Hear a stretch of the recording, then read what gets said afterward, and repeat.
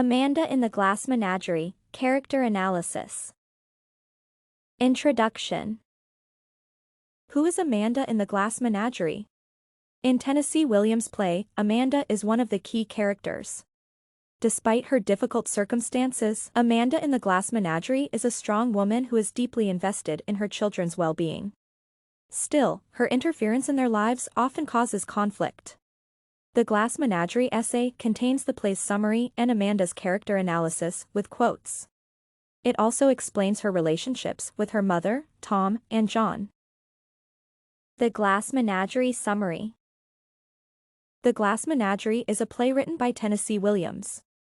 The play revolves around a wife with 2 children. Apparently, the father of the children abandoned the family. The woman is called Amanda, the daughter Laura, and the son is called Tom. Tom is the sole breadwinner of the family, and we also realize that the sister is crippled after some childhood illness. The Glass Menagerie has been used symbolically as the topic of the play. As the play is climaxing, we realize that the Glass Menagerie falls down and the glasses scatter on the floor. This symbolizes the fragility that exists within the family.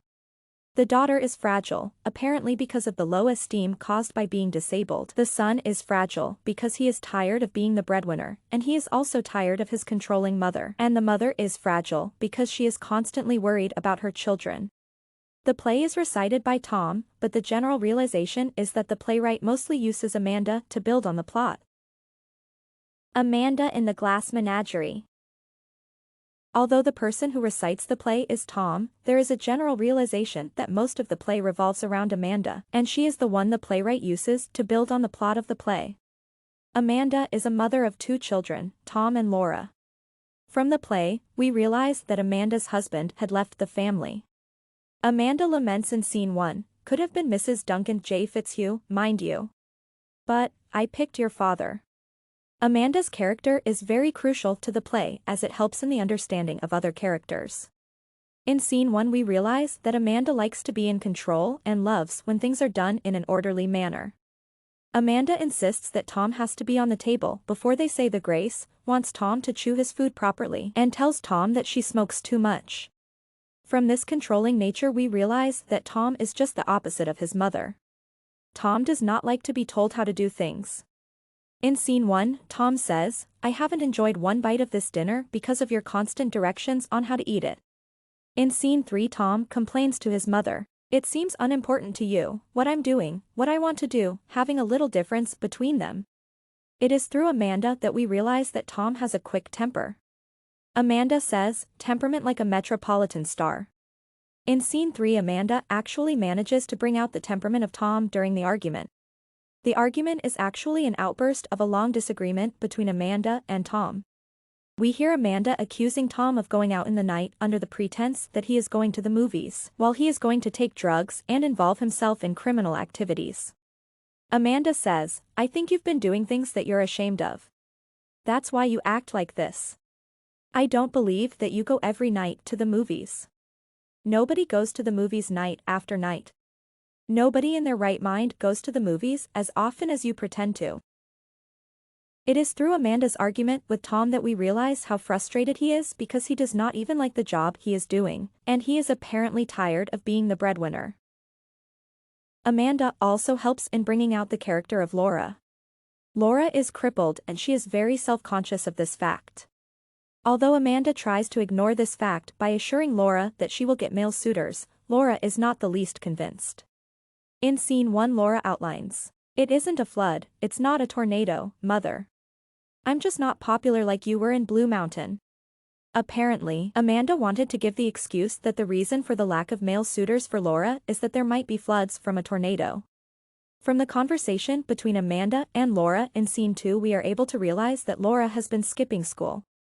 Amanda says, "All the dates you were absent until they decided that you had dropped out of school." From the conversation, we also realize that Laura is a very sensitive girl.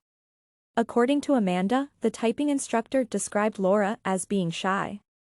Amanda says, "That terribly shy little girl who dropped out of school." We also realize that Laura is a very sensitive girl.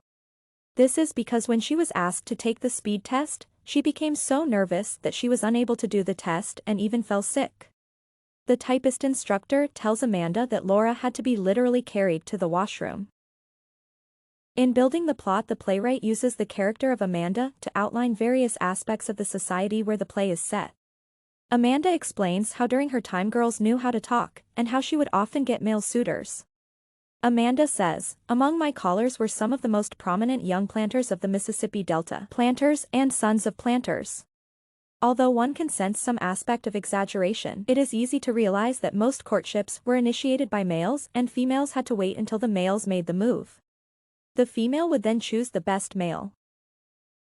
Amanda also depicts some aspects of fragility to go with the topic of the play. After passing by Laura's school, we see a woman who is so disappointed to the point of breaking down.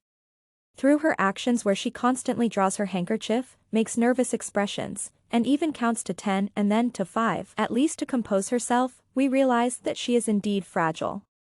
We can also see the fragility when Laura says, "When you're disappointed, you get that awful suffering look on your face," like the picture of Jesus' mother in the museum. Conclusion. Although it seems as if Tom is the one narrating the play, there is the realization that the playwright intended Amanda to be the major contributor to building the plot. The playwright uses Amanda to introduce the major conflict in the play, which is her disappointment with both Tom and Laura. It is Amanda who discovers that Laura has not been attending school and decides to confront her. It is also Amanda who decides to confront Tom on his disappearance every night. Eventually, all hell breaks loose as Tom retaliates angrily and ends up dropping Laura's glass collection. Everybody in the play is fragile, and the falling off of glass symbolizes ultimate fragility because at this point the fragility of everyone is known to the audience.